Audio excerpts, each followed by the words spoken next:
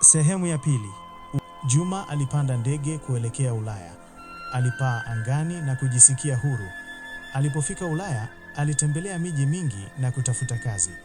Alifanikiwa kupata kazi katika hoteli moja kubwa jijini London. Juma alijisikia mwenye furaha na matumaini, lakini maisha ya Ulaya si kama alivyotarajia.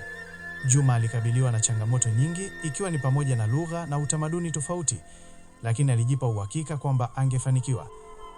Juma alianza maisha mapya Ulaya.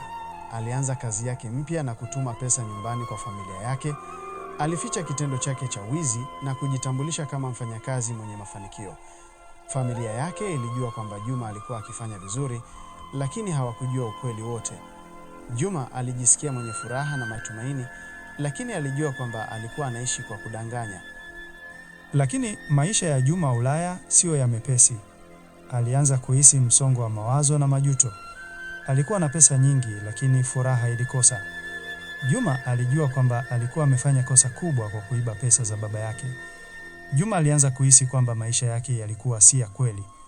Alikuwa anaishi kwa kudanganya familia yake na marafiki zake. Siku moja, Juma alipata taarifa mbaya kutoka nyumbani.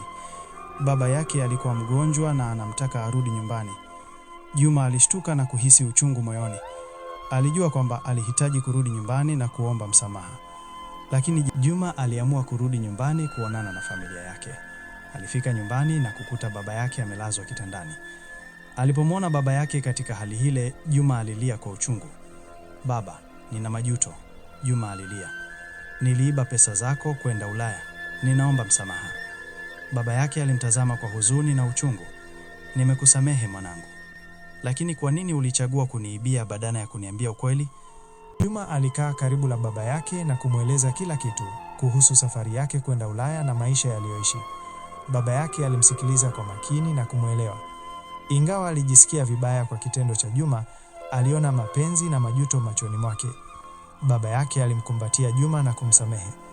Juma alihisi furaha na amani moyoni ambayo hakuwahi kupata Ulaya. Alijua kwamba alipata nafasi mpya na alikuwa tayari kuanza maisha mapya na familia yake. Juma alijifunza somo kubwa kuhusu umuhimu wa uaminifu na msamaha.